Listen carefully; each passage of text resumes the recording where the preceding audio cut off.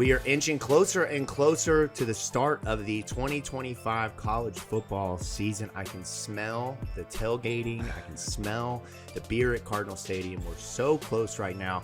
Welcome into From the Pink Seats podcast. Jacob Lain alongside Vince Lococo and producer Keith. We're continue along in the offseason here as we get ready for kickoff. And boy, do we have a great show tonight. We are hitting a mark, folks, that is rare air on this show.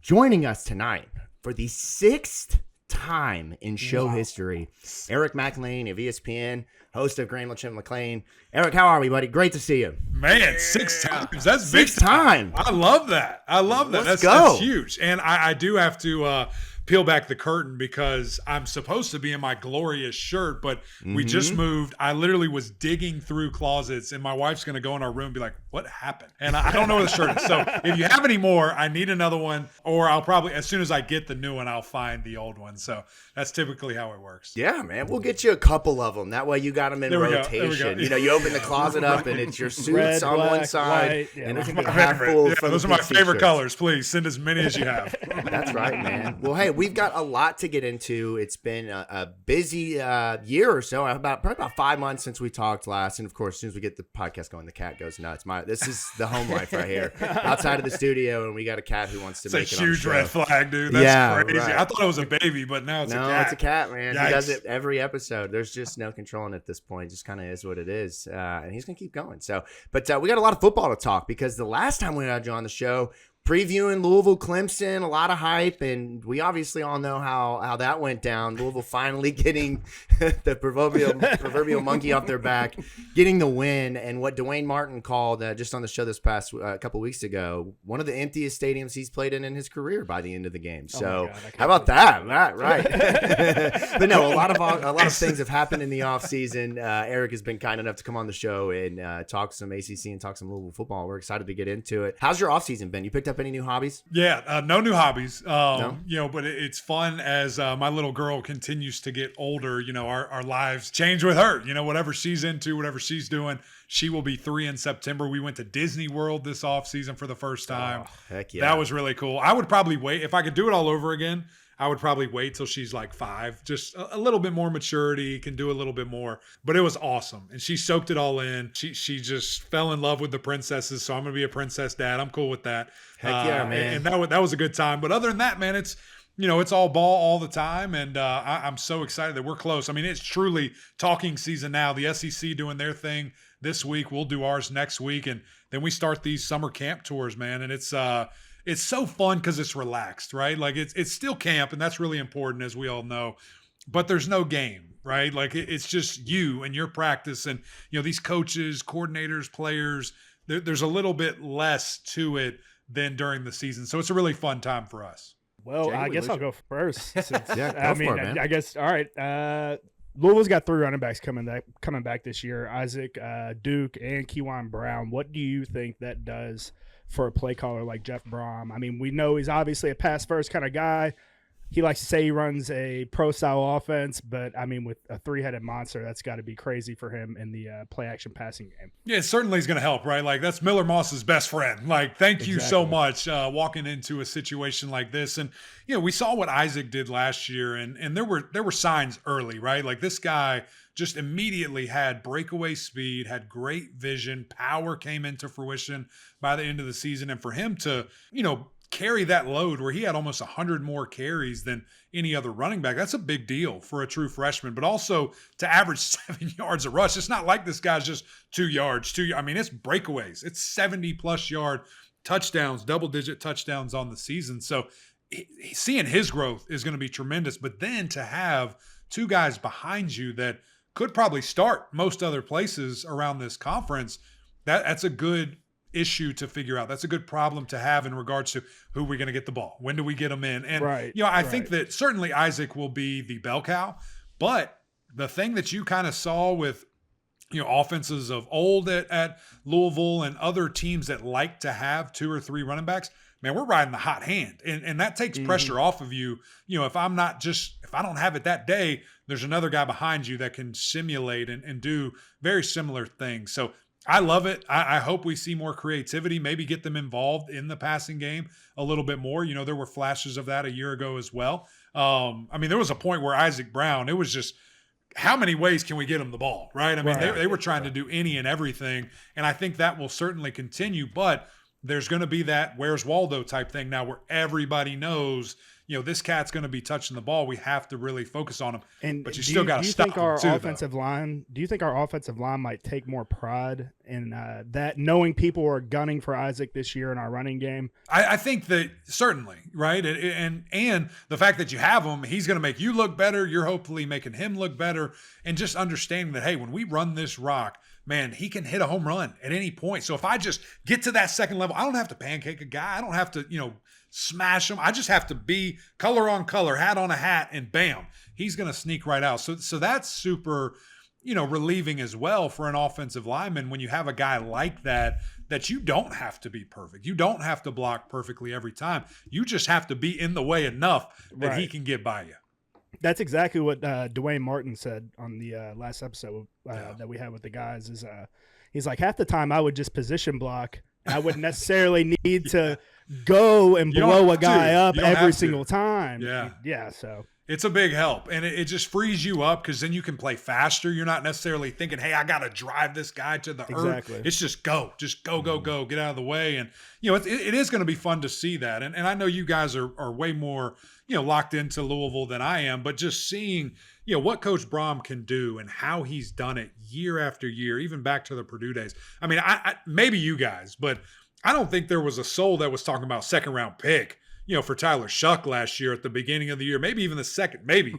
No, we were talking. I called him a game manager, so I got nowhere to go in this one, right? Yeah, but it's crazy, right, that he developed into that. And I think the same thing for Miller Moss. Miller Moss can skyrocket up these draft boards with what he does. And he's got a great receiving core as well. Solid, as we just mentioned, offensive line group there, running back group that you feel really good about what they can be offensively. Yeah, and I really like, how they've built this team around a really strong run game, which if you had told us that 3 years ago, we probably would have laughed you out of here, right? Like the thought of that was, kind of funny, but now you've got two running backs that have gone on to play in the NFL, and you had the breakout guys last year, and this year you come back without Tyler Shuck and you go out and you acquire or bring in a guy like Miller Moss. What were just your initial reactions and how, from what you had seen from Miller Moss, obviously with him kind of, giving Louisville the business a couple of years ago, in a game we don't really like to talk about much around here.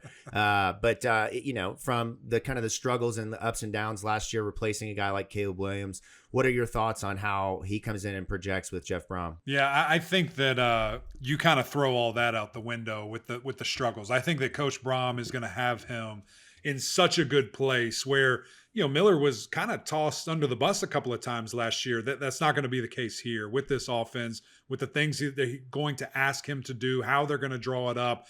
And just, I think Coach Brom's one of, if not the best play caller in the entire country. So just by that, addition by subtraction there, I think that's really going to help him. So he clearly has the skill sets. Like you just said, you guys know that very well in the things he did in that bowl game a couple of years ago. Now it's the new system. How can he continue to grow? And he probably, I don't think I'm going out on the ledge as far as saying, he can do kind of what Syracuse did this year with a guy that, probably didn't have a lot of belief in him, Kyle McCord at his last school, but that's the type of vibe that I'm getting from this situation, that Miller wants to prove that he's that guy, and I think Louisville's going to give him every key to the car to do that. Yeah, let me follow up on that, and I'm going to put you on the spot a little bit here. We've been, seeing some, it's list season, right? We're seeing folks putting out where their guys kind of fall, what they think of position by position. I've seen Miller Moss, talked about by some of your ESPN colleagues potentially being a top 5 quarterback in the country. And then I've seen, Miller Moss being a guy that's, maybe for a guy like Keith, maybe puts him in the 6-7 range in the conference. Where do you see Miller Moss just in the kind of echelon of quarterbacks? Obviously, I would say that Cade Klubnik kind of is at the top, and then it's everyone else. But where do you think he kind of fits in with the talent that's at the quarterback position across the conference in the ACC? Yeah, I certainly think he can be up there, with Cade by the end of it. But as you said, Cade kind of in a class by his own with the things that he's doing. We don't know quite what to expect from a physicality standpoint with Carson Beck, but I have to think that he's up there with the things that he showed at Georgia a couple of years ago. But I think upper middle is more than fair, where he is and, from a total body of work and still projecting. But I think he can rise the quickest, of these guys. The good thing is there's a lot of great talent, as there always is in the ACC at the quarterback position. And man, there's some guys that if they can take the step that we think they can, this conference is going to be really strong. It's just, can you go out there and do it, specifically for the league in general in week 1 when we're playing some really fun football, some really big games. Yeah. Actually, that sort of tails into one of the questions I had. So I'm pretty bullish on the ACC as a whole. I think Come on, dog. Of the league. I think the ACC as a whole has done a very good job of getting better as a league. Yeah. What are your thoughts on, and I get you're going to have to sort of give a fair answer to this, but what are your expectations for the ACC as we come to non-conference play? Yeah, it's a huge deal, right? And it's a huge question every single time, of what are you going to be able to do? How are you going to be able to set the tone? And, when you look at week 1 and you see the opportunity that this league has, and I'm serious about this, but it's kind of interesting that I'm saying it, but North Carolina State playing ECU is a big deal. Now, it shouldn't be. They should kill those guys, but that's a rivalry that unless you're from that area, unless you're from the Carolinas, you don't understand it. And so they have to get it done there, kind of starting early. I think that's on Thursday. Clemson obviously having the biggest game or one of the biggest games of the weekend, welcoming, the Tigers to Death Valley there. The things that Miami can do against Notre Dame, Syracuse against the Volunteers in Atlanta, Virginia Tech against the Gamecocks. There's a ton of opportunity for this league and the things that we can do and the statement that we can make. And then there's the exclamation point kind of to the weekend, North Carolina hosting TCU, where everybody's going to be watching Monday Night Football and see what the Tar Heels look like. So there's a ton there. And it just comes down to, can you win the games? Because if you do, man, you set this league up for an unbelievable start, for a lot of momentum. And then we've got a couple weeks, right? Because things kind of teeter off until we get to conference play where, man, we get a couple of these teams ranked in the top 25. What does this look like? Because as we all know, you have to build that initiative. You have to get that started early and in the non-con. And the opportunity is there for us. I've said for 7 years, this is going to be my 7th football season at ACC Network, winning changes everything. You have to win. And it can't just be Clemson. It can't just be one other team. It's got to be the league. We have to push it and have that consistency. And because of the quarterback play, because of these coaches and some other, acquisitions the league has made, you start to feel pretty good about it. And the parity. And I'll say this is a long-winded answer. I'm sorry. You look around at Bama, Georgia, Ohio State, Oklahoma, if you want to throw whoever else you want to throw in there. There's a lot of uncertainty in regards of guys, especially at the quarterback position, that, the top of the top might not be there this year. Is there opportunity for someone else to really man up, either get back in there or some new blood to make some noise? I love Do you think that. Winning those games is the key to getting multiple teams in the playoffs again? 100%. And it's not, I don't want to just dismiss the whole season if A, we get blanked, or B, we go sub 500 in those games. Yeah. But it's going to make it difficult because all we're going to hear from those talking, whatever you want to call them, I don't want to be too rude, is, well, look at the strength of schedule. Look at this. Yeah. But if we have that to point at, then it really helps out and it can, again, validate or invalidate a league. So to sort of narrow back in on the league as a whole and to eliminate homerism, no Clemson and no Louisville allowed for the answers. Who are the teams you're highest and lowest on in the league for this upcoming season? Oh man, you just took away some great answers there. I think you have to give respect to SMU. Let me just get this out of the way. Clemson's winning the league. I'll just say that. All right. Anyway, SMU, I've got to give them a lot of credit. I think Kevin Jennings is the real deal. I think that he is a very creative player that is a very good passer, probably a better passer than people want to give him initial credit for, just because they see the style and, see him like to create. I think he's going to dial in some little things, quiet those feet down in the pocket, get his eyes up, keep his eyes up, get the right checkdowns. They have some young pieces, but some really nice, fast pieces that I'm excited about. And I think that offense can, continue to be the firepower and the strength. They get RJ Maryland back, which that's going to be a monumental piece. That tight end room is going to be really good. Defense, though, I have some question marks, kind of similar to Louisville. They might take a step back in that regard this year just because of what they lost. They lost a lot of talent, a lot of leadership, and that'll be fascinating to see. Miami, it just feels like they're always the champions of July and August. That's just what they do. They have the recruiting, they have the numbers, they have the transfer portal guys, and you feel good about it. And last year, that offense was good enough to play and maybe win a national championship. The defense was just horrific. They were so bad, and it was like comically bad. You didn't know what you were looking at times, and you didn't know why it was happening. And so that's unfortunate. I think they're going to be much better there. They went out and totally reloaded, got a new defensive coordinator, got a whole new secondary, and some of those 4- and 5-star guys on the front 7, it's time to go. It's time to make some money and become those prospects that you thought they would be. Young guys at wide receiver, like the running back room. And again, I think Carson Beck he's going to be better than he was last year. Can he be as good as he was 2 years ago? We'll see. But I think the lines of scrimmage will be the differentiator for Miami in the games that they're in. Offense and defensive line, that they should feel really good about anybody that they play. And then it's who's after that. Louisville, I have obviously in that conversation, maybe above some of that. FSU, I have more question marks about. I think they're certainly going to be better than 2 wins. And then can a team, like NC State or Pittsburgh, step back up to where they were winning a bunch of games, because they certainly have the firepower and the offensive skill to make a run there. Has it hit you yet that Bill Belichick is going to be coaching on the sidelines of the ACC? Like at some point this year, your paths are going to cross. Like, has that registered with you yet? Like, is that still strange? Yeah, it will be strange, 100%. And I mean, we'll see him in a week. I'll see him a week from today in Charlotte for ACC Media Day, I think. But yeah, it is strange. And I really don't. I mean, I try to be as nice as I can. I just don't know what's going to happen. I really don't. I mean, right. I understand the coaching piece of it. And I totally give him credit. He is the best NFL coach ever. But this ain't the NFL. Tom Brady ain't in that locker room. It's a different world and it's a different game. And do you have the guys to do what you need to do? I don't know. I don't think so. I mean, you look at all these lists like you guys were mentioning.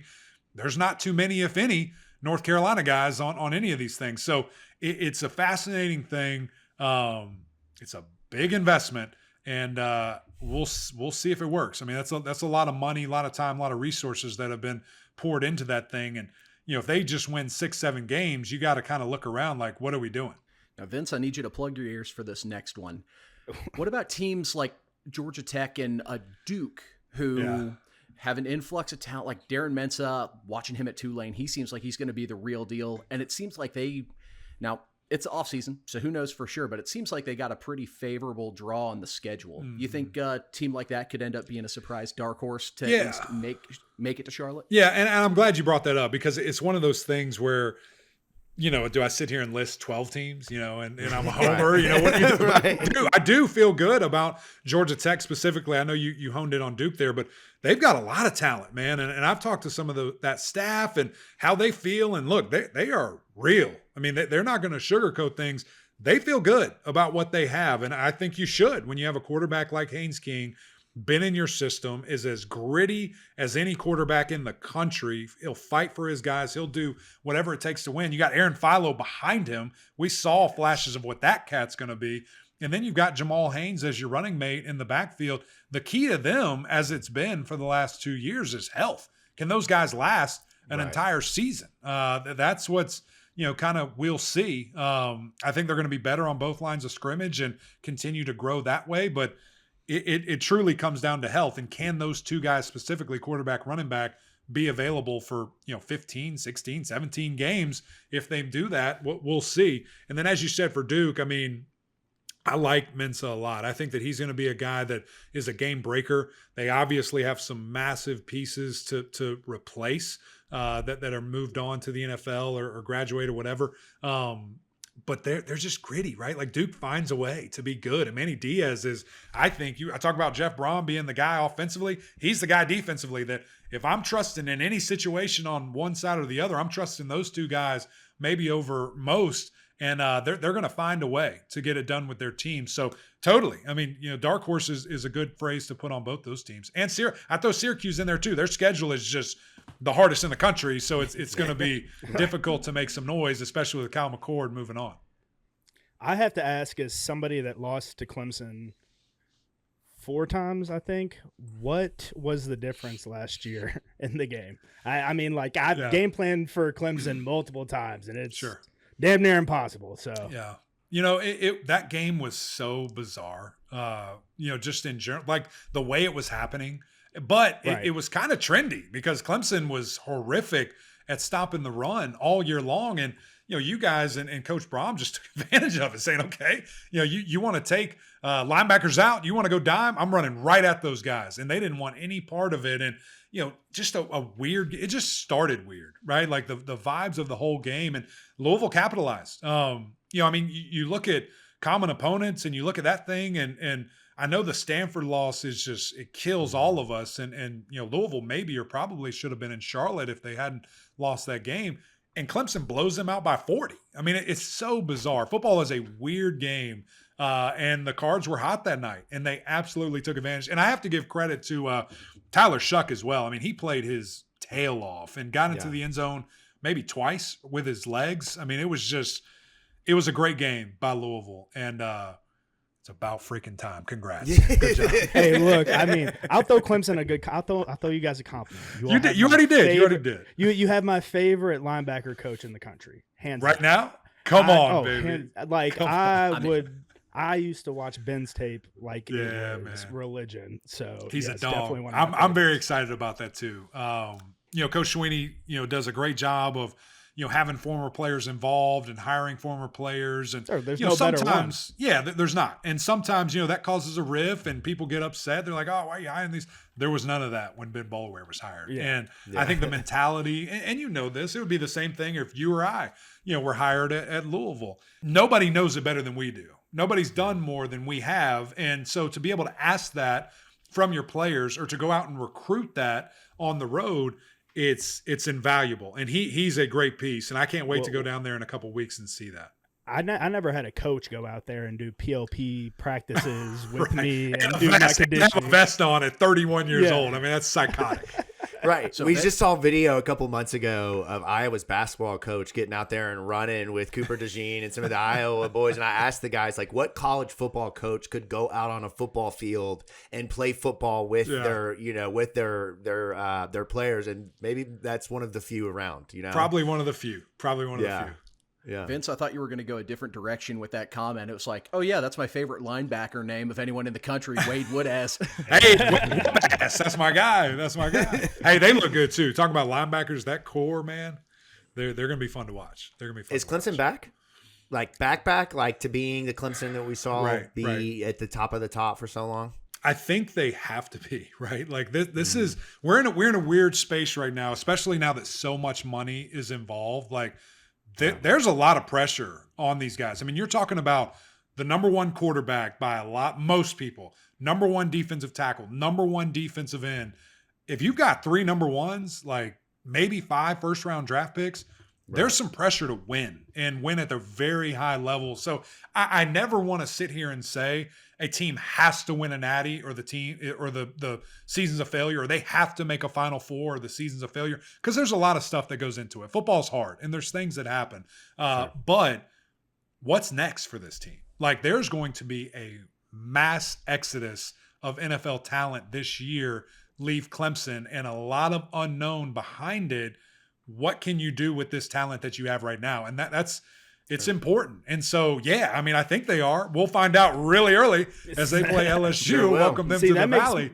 That makes me nervous, man, because it's Coach Sweeney with a chip on his shoulder, and it's a whole staff with a chip on their shoulder. And it's like, is that a spot you really want to be playing Clemson at. Right. Yeah. For me, yes, I love it. That's what I want. And, they made some exactly. hard changes too, right? They go out Yeah. and get a new defensive coordinator. They went out, a year ago and got a new offensive line coach. And it's funny. I think back to 2 years ago where people were very critical of his staff and how young they were and inexperienced outside of Clemson situations. Well, now, I mean, this dude has like 5 former head coaches on his staff. He has a bunch of coordinators, that are now in position roles, and it's very interesting. This staff is as experienced as it gets throughout college football, and I think that's going to matter too, especially in a year, as I mentioned a couple of minutes ago. There's a lot of turnover for everybody else. Clemson has the most returning production in the country. And oh, by the way, they're really good, right? Like and they took transfers. Right. I mean, how about that? I mean, they took 3 of them. What's going on? I don't know where sky's falling, man. Yeah, it's crazy. It's crazy. It's a crazy world, man. Let me ask you this question, okay? So, we talked a little bit about the strength of the ACC, and we think that this year, in some form or fashion, it's going to be kind of the same players at the top as it was last year. The Clemsons, the Louisvilles, the SMUs, the Miamis. You mentioned some of the names that could kind of pop up and surprise. But let's just say that Louisville goes to Charlotte, and whether they win or lose that game makes a college football playoff. In order for that to happen, what kind of team have they developed into at that point, or what is it, do you think, that could, is the difference in them being a college football playoff team compared to where they fell short last year by just tripping up by 7 points here, 7 points there, Stanford game here? I think the biggest thing is, obviously that consistency. As I mentioned, football's hard. And, you're playing a team in Stanford last year that you should have dog walked by 40 points and you lose. And there were some bad things that happened, some penalties, just dumb penalties, shooting yourself in the foot. I'm thinking of that, last drive there, and the game should have and could have been over, but it wasn't. And, you have to mature and you have to man up and look yourself in the mirror and say, what do we want to do? Who do we want to be as a football team, as the 25 Louisville Cardinals? What are we going to do? And, I think that's important. And you have great leadership and you have some great stars that have been there for a couple of years now and can lean into that. Got a new quarterback who's going to be hungry. I do not have any questions about the offense. I get that there probably should be, just because you want to see what Miller's going to be in this offense. But, for me, it's going to be the defense coming together and probably playing better than they are on paper, at least for an outsider that doesn't know, much of these guys in depth, for some of the newcomers and some of the inexperienced guys. So that'll probably be the ticket. Can the Louisville defense strike fear in opponents when they line up and get to the backfield and create chaos and create turnovers and ultimately short fields for your offense? Because I think the offense will be fine. We can probably say that for the rest of, Coach Brom's career at Louisville, that offense is going to be great. It's just going to be everything around it. Can it be up to par with that?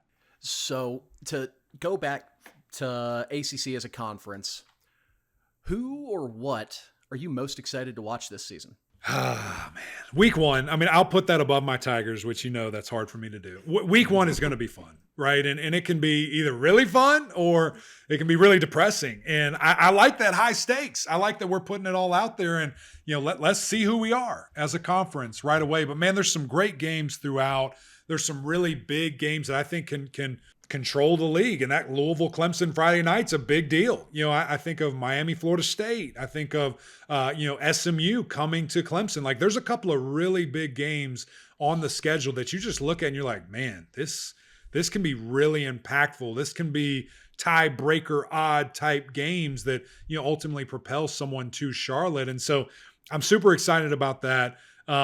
Certainly excited to see if Clemson can be back to Clemson, as we've already touched on. What that looks like, how dominant can they be? Can they be that team that I think they really can? And then just the consistency at the top.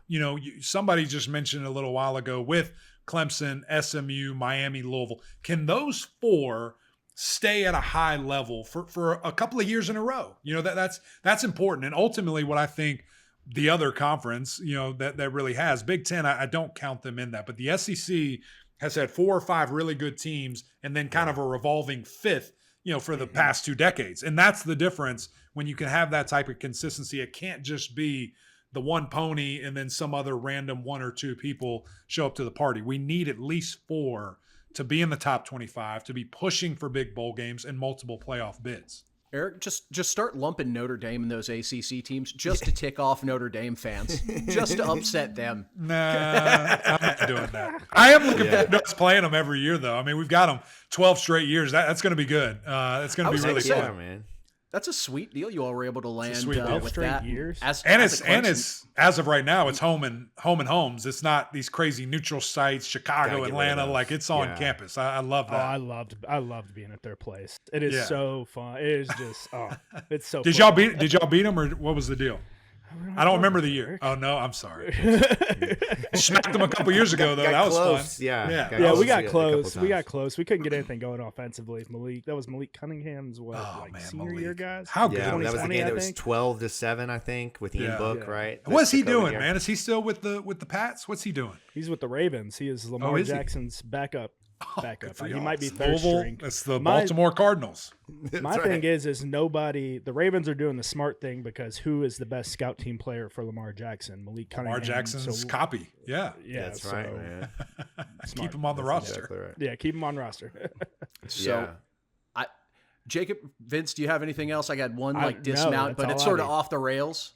Yeah, so I know where Keith is going. Let me throw one more. Let me throw one more. Put the seatbelt on before we go off the rails. That's right. Hey, man, Keith's got to get a couple of things out there as a former offensive lineman. There's a couple of boxes he has to check conversation-wise before we can. It's the only reason I say yes. The only reason I say yes. Exactly right. There's a couple of things that entails, and you're down for all of those. But just let's talk a little bit about the decision to bring back Ron English. Some of the struggles that Louisville had last year. Were you shocked that there wasn't any shakeup defensively for Louisville? I know you've mentioned some of the challenges and some of the things that Louisville's defense needs to do this year, but are you confident that they can do that, with some of the names and some of the things that they, what they gave up last year, but then also on top of that, what they lose? Yeah, it's always an interesting thing, right? When you have to make a coaching change and when you do something like that, especially, at the coordinator positions, it's hit or miss, right? And you want to be really sure when you do that because you're changing the leadership of the entire side of the ball and maybe even more so with recruiting and some different relationships and things of that nature. So I do always tend to push the pause button instead of just immediately go on top of you've got to have somebody replace them. You got to feel good about who that's going to be, and there's certain times where coaches, I'm not saying anything, I have no insight in this situation, but where they start asking around and it's a lot of no's and it's a lot of I'm not interested, and maybe that's why they make a decision. But ultimately, I think staff continuity in this day and age is even more important. Where you can keep guys together that you trust, that they can handle your culture, because you don't know year in and year out what these players are going to do. I mean, I can't remember the school, but we were talking to somebody the other day outside of the ACC. They have 70, I think it was West Virginia. They have like 71 new players. I mean, that's crazy. That's asinine to think of the amount of possible turnover, that one team can have at any given time there. So can they do it? We'll see. I mean, I don't know. I'm looking at the depth chart right now and I see a lot of new names. So there's certainly some opportunity, and guys are going to have to step up, and there's going to be some big shoes to fill too, some big leaders that moved on to the next level. That staff turnover, I mean, that just reminds me of Coach Petrino. His last 4 years at Louisville was a revolving door of defensive coordinators, and it got to the end to where it was like, well, word spread that you're kind of hard to work with. And now it's hard to hire. That's a point. Yeah. So, and guys don't want to work for you. I mean, and again, I don't think that's anywhere close to this situation, but it's just, as you just said, it happens. Yeah, and I think, Keith, before I let you get in here, I think that'll be the one thing that fans and folks around the country talking about Louisville, if Louisville does have any issues defensively, will quickly go back to. I can already see it, game 2, game 3, giving up a big touchdown, and fans immediately, why didn't we fire Ron English? It'll be, Jacob, is they'll go to college football, the video game, since coordinators are on there now. Yeah. And you'll see 100 people being like, oh, I did it myself. See how easy it is, Louisville? Guaranteed. It's amazing content. I'm not going to lie. All right, Keith, get your question. Here we go, man. Let's go. Get the seatbelt on, Eric. To go from that heavy subject, we're going to get a little bit lighter now. That's right. Eric, as a former offensive lineman, we've discussed barbecue in the past. You're a man with a healthy appetite at times. Right. So last time, it was more like pork and beef sort of focused. We're going to focus on, as Jim Harbaugh once previously dubbed, a nervous bird. We're talking chicken today. Come on. Being well-traveled throughout the course of the league, What city that you've been sent to for work and game has put out some of the best smoked wings? Oh man, best smoked wings. Can I take this moment to back up for a second? The fact that we have not been to Louisville is disgraceful. That is. It's I'm unbelievable. gonna have to If get we're into not there my this pocketbook year, to fund dude, that at this time, Aaron. we I can all. I mean, we can all do it together. But if we are not there this year, there's like y'all need to just do something. I don't know what it is. Yeah. Storm the set when we're somewhere else. I don't know. Okay, got it. Noted. As There's long as issues. we're with him. We're with that guy. Yeah, He told us we'll to just do start it. taking it, and we'll take it to Louisville ourselves. We'll do right, it ourselves. So there's that. But best smoked wings. Man, there's a really good spot in Blacksburg, Virginia. They have some killer wings. We go there every time. I'm blanking on the name right now. I'll text it to y'all so you can add it later. I was going to say we got a Go road ahead. trip We'll be in there this year, Blacksburg. so Oh, we do need you? that. Oh, you need to go. I'll send it to you. There's two. First time since we've been in the league. Yeah, there you go. Our daily bread. You got to go there for breakfast, and then I can't remember what the wing spot is.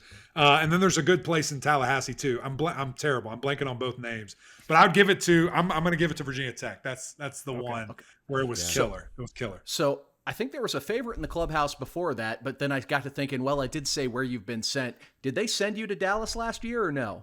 Yeah, we lived in Dallas. We went to Dallas like 3 different times. I don't remember having chicken though. I sticked with cows in Dallas. We stick with the beef. We stay with that's the beef. a fair decision. Yeah, And I will then- say Hutchins Barbecue versus Terry Black's. I think I'm going Hutch Barbecue. I'm going Hutchins. We're gonna have to get in on that. That this Texas year. Twinkie, you got to get Right, that. man. It's Yeah. good. Another road trip that we have this year, so we're just going to Y'all be are hitting you up living for all this. large, man. Yeah, Y'all we're are going to living Dallas life. this year. Blacksburg, yeah, man. You know, from the pink seats, taking them Living the everywhere. dream. We're going On to the paint all the road. seats across the ACC pink. You Why know not? what I mean? Might as well. That's And right, then man. The last thing, when you're going out and you're eating all that good food, you got to take care of yourself. Otherwise, you blow up like me.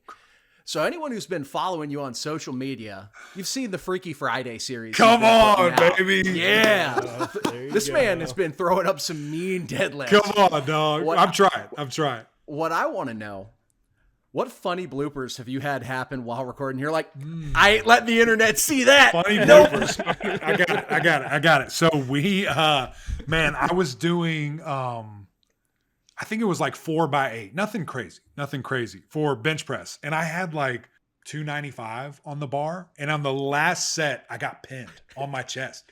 Nobody's there. Me and the camera, dog, and 295 stuck. And I'm like, there's no way this is happening. Like, I can get this bar off my and I could not. And I rolled that thing, dude, and it like got close here. And I just had to shove it up. I mean, it was the most terrifying thing I've ever done. So I seem to go down. Why would you go up towards the neck? Take it towards I know. the I would. neck. Yeah. It's just too big, dude. I couldn't get over it. I had to go the least resistance. I had to go that way. He's over here like I was just doing a light 4 sets of 8 terrible. with It was 295. But listen, anything below 3 and you're getting pinned is not that impressive, okay? So I was tired, I guess. Jeez. I just want the editing team during the episode go back and just ISO me and Vince's cam as you're saying, oh yeah, I was doing sets of 8 with 295. Yeah. It's a lot. I'm pretty sure me and Vince were My just set like, of 8's like 255. I'm like, Well, that's what I should have clearly done, and I wouldn't have almost died. So, note to deserve a self, seat moving at this forward. See, and that's conversation, why deadlift. You can do whatever you want, because guess what? If you can't do it, it ain't going anywhere. It's just going to stay that's on true. that ground. It's the safest lift to be the craziest with.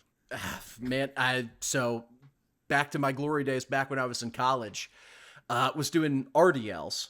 And I was doing like 225 RDLs, and this was Impressive. over winter break. Yeah. So no one was on campus. So it's just like me and like our super monotone math professor who no one wants to go to his class because he's just so very dry with the delivery. And sure. of course, doing RDLs, I do what RDLs do.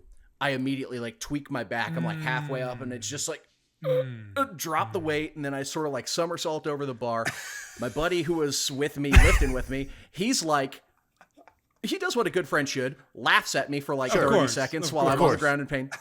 And then the math professor then comes over and doesn't ask if I'm okay. And he's like, I was just thinking about how we as a human species haven't been weight training for an extended period of time, and we don't understand the detriments that it could be on the body. And I'm on the ground like, True. you're a wizard. True. You did You're this so to smart. me. You're so smart. Amazing. So, Yeah, you got to be careful. all that with to the say, be careful with the back. deadlifts not that safe, Yeah, well, it's which true. makes the Freaky Friday that much more impressive. I should go just drink 6 beers, right, to get a 6-pack That'll versus help. whatever That'll you help. guys are doing. Makes your I think deadlift that's- better. I heard makes it That's better. right, man. Deadlifting a 12-pack of Blue Moons over here is all I'm doing tonight, man. I don't Well, have hey, any crazy Eric, lifting stories like that. We'll Yeah. make some. We'll make some memories. If Yeah, we right. ever I come to need that. Louisville, we'll make some memories. we'll get you. We're Yes, getting you to need Louisville it. this year. I don't know who I got to call in Bristol. I'll send you the in restaurants Charlotte. and some numbers. Just call them Oh, both. that's right. That's right. But Eric, thank you so much for joining the show. You guys can, of course, catch Eric on the ACC Network. Come on, Keith. Yeah. He's got it. Legend. Man. Legend. Yeah, look at this. I don't even have to say it because Keith is king It's promoter just there. over here. Blow But Keith up check right now. out- Just whoop, throw it up. That's right, man. I've been locked in all summer, so you all should as well. Graham and Mac Lane podcast, all types of great content coming from them. Locked in on the ACC and college sports in general. Eric, thank you for taking the time to join us. It is a treat to have you. We look forward to the 7th time we have you on the show. I think Can't that wait. we're getting close to the record, man. Come on. Of most appearances on the show outside of the core group of hosts. So thank you again. We appreciate it. We know everyone around here says go Cards, and that's what you're saying too quietly over there. But Yep, in your heart. we can't thank you enough, man. For all those checking out the podcast, be sure to subscribe below here on YouTube. Check out the show anywhere you get your podcast from the Pink Seats Podcast. Jacob Lane, producer Keith, Vince Lococo, and of course the one and only Eric Macklin. Let's get out of here. Thank you all so much. Go Cards.